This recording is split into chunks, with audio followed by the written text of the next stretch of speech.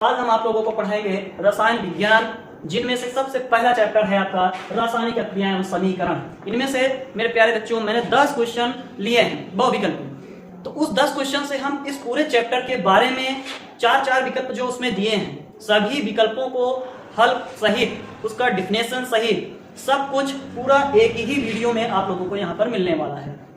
तो जल्दी से आप लोग यहाँ पर अच्छे से मेरे YouTube चैनल को सब्सक्राइब कर लीजिए, कमेंट करिए और लाइक करिए, ताकि आने वाले समय में हम लोगों को और अच्छा से वीडियो बना सकें। चलिए सबसे पहला क्वेश्चन हम आप लोगों को दिखाते हैं। जैसे है पहला क्वेश्चन है अभिक्रियाएं। अभिक्रिया एक दे दिया गया है आपको, बहुविकल्पी में से अभिक्रिया दे देगा एग्जाम में ऐसे अभिक्रिया दिया रहेगा कि BaCl2 प्लस Na2SO4 से हो रहा है BaSO4 प्लस NaCl, और आपसे पूछ लेगा कि यह किस प्रकार की अभिक्रिया है। योग अभिक्रिया है कि द्विविस्थापन अभिक्रियाएं हैं, अपघटन अभिक्रिया है या विस्थापन अभिक्रियाएं हैं। तो पहले मेरे प्यारे बच्चों में आप सबको बता देना चाहता हूं कि इन सभी का नाम, ठीक है, जो यौगिक है ये आपका BaCl2 जैसे आपका दिया गया है BaCl2, ठीक है, जैसे आपका दे दिया गया है BaCl2 दे दिया गया है, Na2SO4 दे दिया गया है, BaSO4 NaCl। तो आप लोग सब जानते हो कि इसका नाम है बेरियम क्लोराइड। क्या नाम है प्यारे बच्चों? Barium chloride. इसका नाम है सोडियम सल्फेट। और बेरियम क्लोराइड और सोडियम सल्फेट को जब हम एक दूसरे से मिला देते हैं तो इनमें रासायनिक अभिक्रिया होती है, और रासायनिक अभिक्रियाओं में होने के उपरांत क्या बनता है? BaSO4 यानी कि बेरियम सल्फेट प्लस NaCl, ठीक है। आप देखोगे तो इसमें आप सबको सभी बच्चों को लगभग पता है, यहाँ पर सभी बच्चों को लगभग पता है कि BaCl2 Ba पर कितना पॉजिटिव होता है। तो Ba पर आप जानते हो Ba पे 2 पॉजिटिव होता है। एक क्लोरीन पर कितने निगेटिव? एक निगेटिव, इसलिए यहाँ पर दो क्लोरीन है तो यहाँ पर हो जाएगा कितना निगेटिव? 2 निगेटिव। आयन संतुलित है, यानी कि आपको जो दिया रहेगा पेपर में, जो भी यौगिक दिया रहेगा वो आयनिक संतुलित ही होंगे, उसमें आपको कोई दिक्कत नहीं होगी, ठीक। चलिए यहाँ पर एक यौगिक दूसरे यौगिक से नए उत्पाद बन रहे हैं, तो आप इसको देख सकते हो कि यहाँ पर BaCl2 प्लस Na2SO4 यानी कि Ba यहाँ पर जुड़ जा रहा है SO4 के साथ है और Na इसके साथ जुड़ जा रहा है, ठीक है। तो यहाँ पर आयनिक तो क्या हो रहा है? आयनिक तो यहाँ पर चेंज हो रहा है, आयनों का विनिमय हो रहा है, इसलिए यहाँ पर हम बताएंगे कि ये अभिक्रिया द्विविस्थापन अभिक्रियाएं होंगी। तो द्विविस्थापन अभिक्रियाएं आप लोग बच्चों जानते हैं कि किसे कहते हैं। तो वह अभिक्रियाएं या वह रासायनिक अभिक्रियाएं जिनमें अभिकारक के यौगिकों के आयनों के विनिमय द्वारा कोई नया उत्पाद बनता है उसे बोलते हैं द्विविस्थापन अभिक्रिया, ठीक। शॉर्ट ट्रिक में अगर हम बोले तो अगर यदि आप लोगों को दे दिया जाए दो यौगिक से कोई नया उत्पाद बन रहा है यौगिक में, ठीक है, तो उसे बोलेंगे द्विविस्थापन अभिक्रियाएं। अगर हम पहले देख लें यहाँ पर योग अभिक्रिया किसे कहते हैं? योग अभिक्रिया तो सभी लोग आप लोग जानते हो कि योग अभिक्रिया किसे कहते हैं। जब दो तत्व या दो यौगिकों के मिलने से यदि कोई नया उत्पाद बनता है तो उसे योग अभिक्रिया कहते हैं। योग अभिक्रियाओं में हमेशा बच्चों ये बात ध्यान रखिए कि योग अभिक्रियाओं में केवल एक उत्पाद बनता है, ठीक है। जैसे हम इसका अभिक्रिया हम आप लोगों को बताते हैं कि योग अभिक्रिया, जैसे हम एक ले लेते हैं, क्या एक ले लेते हैं Na अपना Cl, एकदम आसान, इससे आसान समझ लीजिए आपको कहीं नहीं मिलने वाला है। NaCl से हो रहा है का NaCl, ठीक है, NaCl। अब देखो यहाँ पर आपका अभिकारक में कितने तत्व हैं? 2 तत्व हैं। दोनों तत्वों से एक उत्पाद केवल बना है NaCl। तो इस प्रकार आप बोल सकते हो योग अभिक्रियाएं किसे कहते हैं? तो किसे कहेंगे? वह रासायनिक अभिक्रियाएं जिनमें 2 या 2 से अधिक तत्व या यौगिक के मिलने से केवल एक उत्पाद बनता है, उसे योग अभिक्रियाएं कहते हैं। अब जैसे हम आप बात करें यौगिक का, हमने बोला कि तत्व और एक बोला है यौगिक में हमने एक ले लिया जैसे NH3 बच्चों आप सबको पता है अमोनिया होता है, और इसको हम अभिक्रिया करा देते हैं Cl के साथ। तो NH3 प्लस Cl क्या हो जाएगा? NH3 हो जाएगा NH4Cl। यहाँ पर फिर कितना यौगिक बना है? केवल उत्पाद में बना है जो है NH4Cl, जिसका नाम आप लोग जानते हो, इसका नाम है क्या? इसका नाम है अमोनियम क्लोराइड। क्या है मेरे प्यारे बच्चों? अमोनियम क्लोराइड, ठीक है। तो यहाँ पर आपको मेरे प्यारे बच्चों किसी प्रकार की दिक्कत नहीं होने वाली है। उम्मीद है एकदम आप लोगों को ये समझ में आया होगा, जो भी मैं बता रहा हूँ वो सब समझ में आएगा, कोई दिक्कत नहीं होगी। और आपको जो भी यहाँ पर जितने भी अभिक्रिया होंगे मैं सबको आपको यहाँ पर बताने वाला हूँ। अपघटन अभिक्रिया किसे कहते हैं? तो समझ लीजिए योग अभिक्रियाओं का जस्ट उल्टा, ठीक है, अपघटन अभिक्रिया कहलाते हैं। ठीक मेरे प्यारे बच्चों, अगर पूछा जाए अपघटन अभिक्रिया किसे कहते हैं, अपघटन अभिक्रिया किसे कहते हैं, तो आप बताओगे कि जब कोई यौगिक अपने आयनों में विघटित हो जाता है, अपने आयनों में विघटित हो जाता है, उसे ही क्या कहेंगे, अपघटन अभिक्रिया है। ठीक है, अपघटन अभिक्रिया जैसे आपको यहाँ पर ले लिया है, इसी को ले लीजिए NaCl। ठीक, NaCl को अगर हम तोड़ेंगे तो Na पॉजिटिव में और प्लस Cl निगेटिव में टूट जाएगा बच्चों। ठीक है, यहाँ पर और अब अगर अपघटन अभिक्रिया पूछे कितने प्रकार का होता है, तो अब Na पॉजिटिव Cl निगेटिव भी हो सकता है, कई प्रकार की अभिक्रिया हो सकती हैं। यानी कि आप बताओगे कि अपघटन अभिक्रिया भैया 3 प्रकार की होती है। कौन कौन होती है, सभी बच्चों बताओ क्या कौन कौन सी होती है। एक ऊष्मीय होता है, ऊष्मीय अपघटन, एक प्रकाशीय अपघटन होता है, प्रकाशीय अपघटन। ठीक है, प्रकाशीय अपघटन ये एकदम आसान है, इस कोई दिक्कत नहीं है आप लोगों को। ठीक है, कोई दिक्कत नहीं है, एक ही 10 क्वेश्चन से हम पूरा यहाँ चैप्टर पूरा हल करवाने वाले हैं। पूरा रासायनिक अभिक्रिया को आपके माइंड में सेट कर देंगे, कोई दिक्कत नहीं होगी। अपघटन अभिक्रिया किसे कहते हैं, तो अपघटन अभिक्रिया यानी कि जब कोई यौगिक अपने आयनों में अपघटित हो जाता है, यानी कि टूट जाता है, वियोजित हो जाता है, उसे ही अपघटन अभिक्रिया कहलाते हैं। एक हो जाएगा ऊष्मीय अपघटन, एक हो जाएगा प्रकाशीय अपघटन, एक जो होता है उसे बोलते हैं विद्युत अपघटन। ठीक है, विद्युत अपघटन, विद्युत अपघटन। ठीक, विद्युत अपघटन इस प्रकार के हम पढ़ सकते हैं कि एक क्वेश्चन में देखिए मैंने कितने हल करवाए। योग अभिक्रिया मैंने बताया, द्विविस्थापन अभिक्रिया है ही है, अपघटन है, अब विस्थापन अभिक्रिया। लास्ट देखिए विस्थापन, अगर आपसे पूछता है कि विस्थापन अभिक्रिया भैया किसे कहते हैं, विस्थापन अभिक्रिया किसे कहते हैं, तो सब आप सभी जानते हो, उसमें कोई किसी प्रकार की दिक्कत नहीं है। आप बहुत दिन से पढ़ते चले आ रहे हो, यहाँ पर सिर्फ आपको वीडियो को देखना है और आपको रिविजन करना है, क्योंकि आपका एग्जाम बहुत नजदीक है और जितना आप प्रैक्टिस करेंगे उतने आपके लिए हेल्पफुल होगा और आने वाले समय में बहुत अच्छा नंबर आने वाला है। तो विस्थापन अभिक्रिया अगर पूछा जाए विस्थापन अभिक्रिया किसे कहते हैं, तो विस्थापन अभिक्रिया किसे कहते हैं, तो आप लोग सभी जानते हो कि जब कोई अधिक अभिक्रियाशील वाला तत्व कम अभिक्रियाशील वाले तत्व को विस्थापित कर देता है तो उसे विस्थापन अभिक्रिया कहते हैं। ठीक है, तो जैसे इसमें एक उदाहरण एकदम आसान वाला ले लेते हैं, जैसे जेडेन है, जिंक कोई धातु है और हमारे पास है H2SO4 यानी कि सल्फ्यूरिक अम्ल। तो यहाँ पर आप देखोगे कि जिंक की अभिक्रियाशीलता हाइड्रोजन से अधिक होती है, तो ये क्या काम करेगा, जिंक हाइड्रोजन को विस्थापित कर देगा और किसके साथ जुड़ जाएगा, SO4 के साथ। तो ये हो जाएगा आपका ZnSO4 plus H2 hydrogen gas निकल जाएगी। और एक चीज जान लीजिए, अगर एग्जाम में आपसे कुछ भी पूछे, अगर पूछता है कि यदि किसी अम्ल में कोई भी धातु की छड़ डालने पर क्या होता है, तो आप बताओगे भैया कि वो आपका बनेगा साल्ट और प्लस हाइड्रोजन गैस हमेशा निष्कासित होगा। ठीक है, तो एक ही क्वेश्चन पे मैंने आपको यहाँ पर कितने सारे क्वेश्चन हल करवाए हैं। निश्चित ही 10 क्वेश्चन आप बने रहिए और वीडियो को लास्ट अंत तक देखिए, सभी क्वेश्चन आपको बहुत एग्जाम में हेल्पफुल देने वाला है। चलिए नेक्स्ट क्वेश्चन पे हम आते हैं। अगला है दही का जमना। दही का जमना किस प्रकार का परिवर्तन है, एकदम आसान क्वेश्चन है, इसे आप सबको पता है। तो ये होने वाला है कौन सा परिवर्तन, रासायनिक परिवर्तन। ठीक है मेरे प्यारे बच्चों, रासायनिक परिवर्तन। बाकी भौतिक परिवर्तन आप लोगों को पता है कि जिसमें आपका रंग, ठीक, रंग, आकार और आकृति जिसमें चेंज होता है उसे भौतिक परिवर्तन कहते हैं। रासायनिक परिवर्तन, अगर इन तीनों के अलग, मान लो आपको ये सब नहीं याद आता है तो मेरी बात एक नोट कर लीजिए, कभी नहीं भूलने वाले हैं।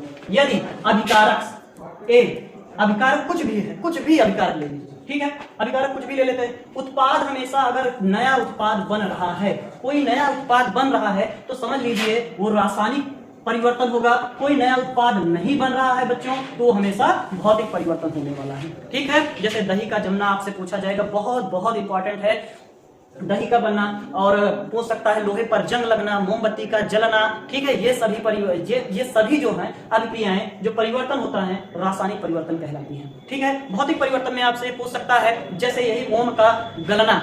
ठीक है मेरे प्यारे बच्चों, मोम का गलना पूछ सकता है, वो बहुत ही ज्यादा इंपॉर्टेंट क्वेश्चन बन जाता है। यहाँ पर 10 क्वेश्चन में से आपको निश्चित ही, अगर इस वीडियो को अंत तक बने रहेंगे तो 4 से 5 नंबर को आप यहाँ मिलने वाले हैं, उससे ज्यादा ही नंबर मिल सकते हैं, इतना समझ लीजिए।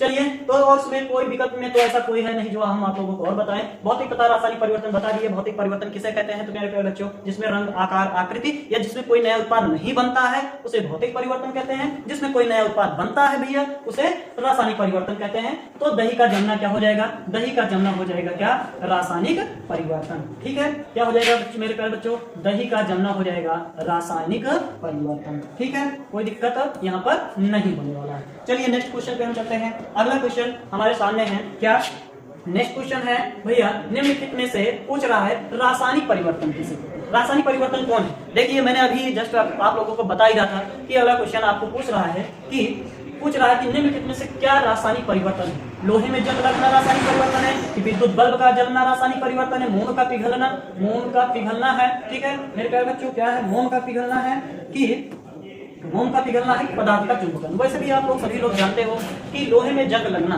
लोहे में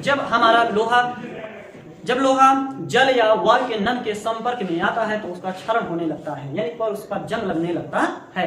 ठीक है, तो लोहे में जंग लगना, चलिए ठीक है देखते हैं। विद्युत बल्ब का जलना, तो जलने से क्या होता है, जलने से विद्युत बल्ब जल रहा है तो वो विद्युत बल्ब ही रहेगा, कोई नया पदार्थ बनेगा नहीं। हाँ प्रकाश उत्पन्न होगा बस, और तो कोई नया उत्पाद नहीं होगा, तो ये तो नहीं हो सकता। विद्युत बल्ब का जलना रासायनिक परिवर्तन नहीं है, भौतिक परिवर्तन है। मोम का पिघलना मेरे प्यारे बच्चों, मोम हम लेके आए, मोम को पिघला दें, उसको एक क्या कहते हैं उसको, या तो हम वहां पर थोड़ा सा आप समझ सकते हो, जैसे मोम को पिघलाकर हम किसी भी पात्र में रख दें तो वो पिघलकर उस पात्र का आकार ले लेगा तो वो रहेगा मोम ही। ठीक है, तो उसको ये भी परिवर्तन नहीं होगा। मोम का पिघलना ये भौतिक परिवर्तन। पदार्थ का चुंबक ये भी नहीं हो सकता। तो रासायनिक परिवर्तन आपसे पूछ रहा है, तो रासायनिक परिवर्तन क्या है, तो भैया लोहे में जंग लगना। अगर पूछता है रासायनिक परिवर्तन निम्न में से कौन सा रासायनिक परिवर्तन है, तो वो होगा कौन सा, लोहे में जंग लगना। चलिए नेक्स्ट क्वेश्चन है लेड नाइट्रेट का सूत्र है, रासायनिक सूत्र कौन सा है। ये बहुत ज्यादा इंपॉर्टेंट है आप लोगों के लिए। लेड नाइट्रेट सूत्र बहुत बार, काफी बार आपसे ये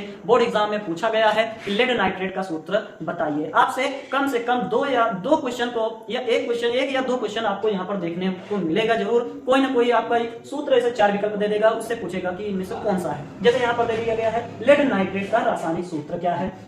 ठीक, तो ये पर आप तो जानते हो लेड नाइट्रेट का सूत्र क्या होगा, PbNO3 का होल ट्वाइस, PbNO3 का होल ट्वाइस। अब यहाँ पर बात करें कि अगर हम पूछे आपको मेरे प्रिय बच्चों NO3 पर कितना निगेटिव होगा, आप बताओगे 1 निगेटिव होगा।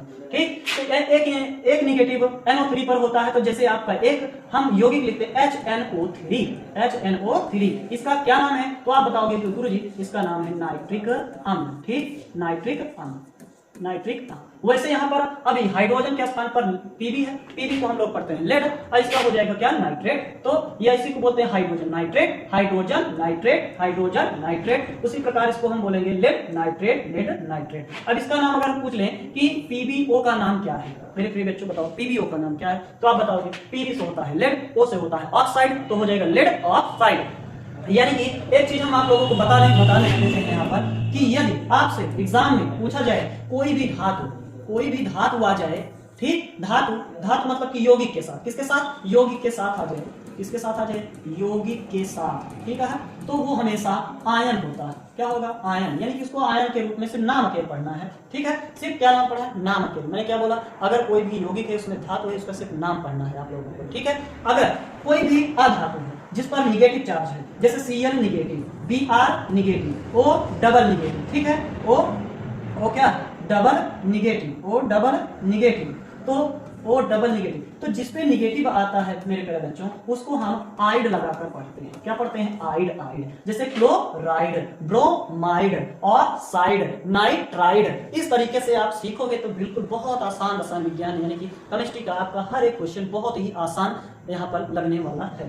ठीक है, तो आपका यहाँ पर जितने भी मैंने बताया, जितने भी निगेटिव तत्व हैं उसको आइड पढ़ना है, जो भी धातु है आपको उसको पढ़ना है क्या, सिर्फ नाम। जैसे आपको हम 1-2-4 सूत्र लिखते हैं, जैसे HCl, तो इसका नाम H हाइड्रोजन, Cl से क्लोराइड, हाइड्रोजन क्लोराइड। ठीक, जैसे एक है KCl, पोटेशियम क्लोराइड, इसका नाम K से पोटेशियम, Cl से होता है क्लोराइड। ठीक, जैसे CaO मैंने लिख दिया, CaO, तो Ca से होता है कैल्शियम, O से होता है ऑक्साइड, O निगेटिव, R तो कहाँ पढ़ेंगे, आइड, तो हो जाएगा कैल्शियम ऑक्साइड। ठीक, तो इस तरीके से आप बच्चों यहाँ पर सीख सकते हैं। आपसे पूछा जाए लेड नाइट्रेट का सूत्र क्या होता है, तो आप बताओगे PbNO3 का होल ट्वाइस। ठीक, चलिए नेक्स्ट क्वेश्चन पर चलते हैं।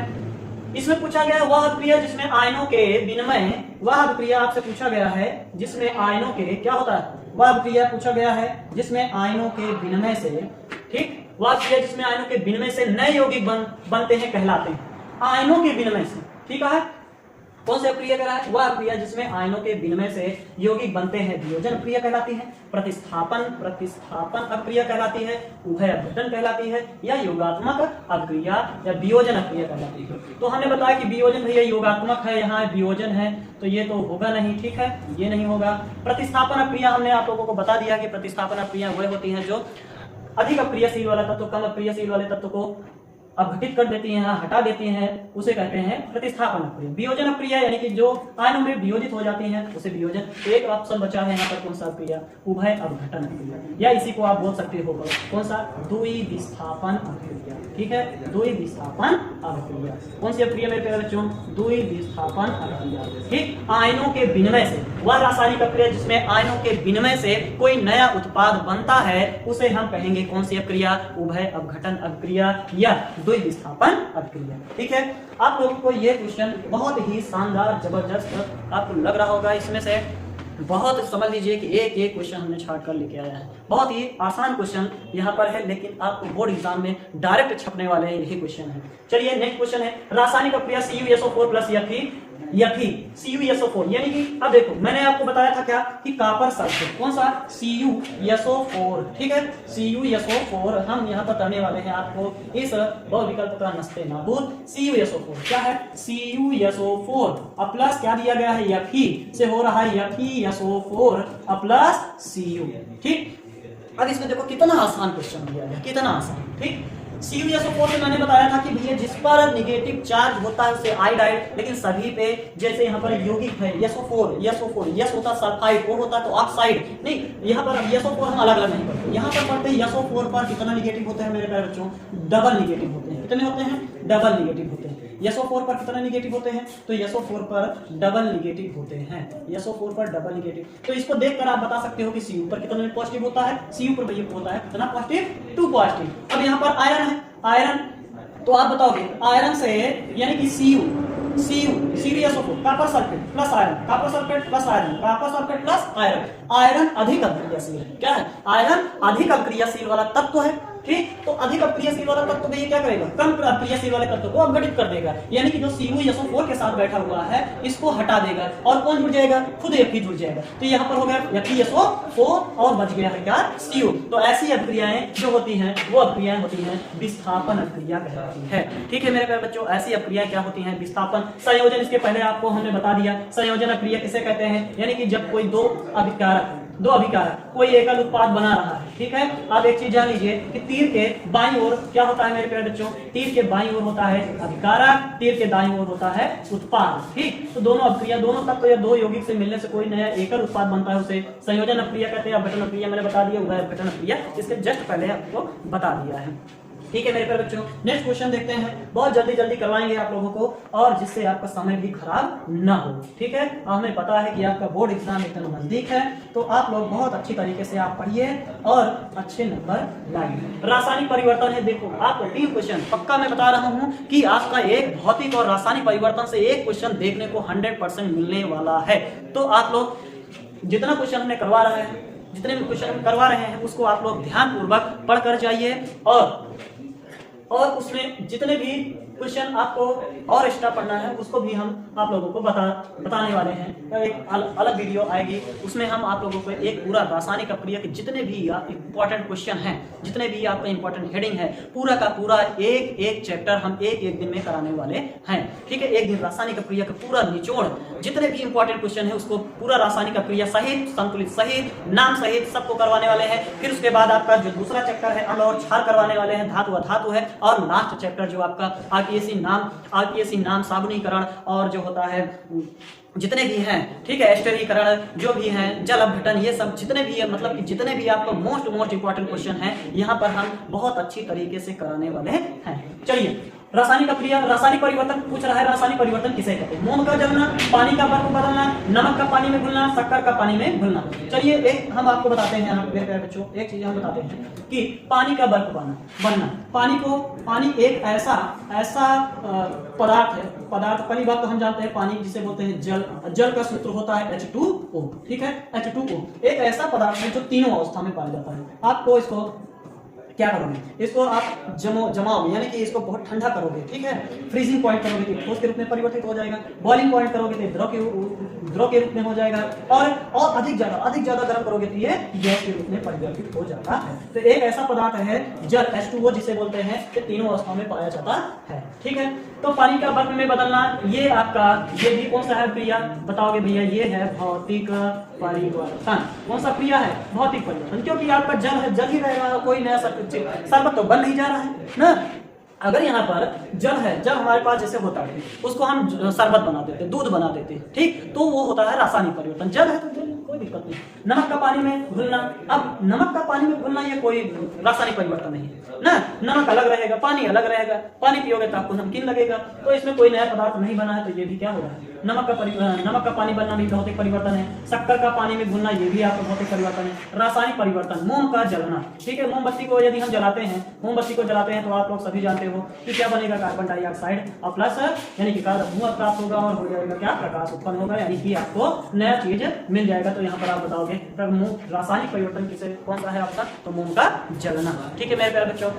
जितने भी क्वेश्चन है बहुत ही आप सबको के लिए बहुत इंपॉर्टेंट, ये वाला क्वेश्चन बहुत ही शानदार, जबरदस्त, मजेदार होने वाला है।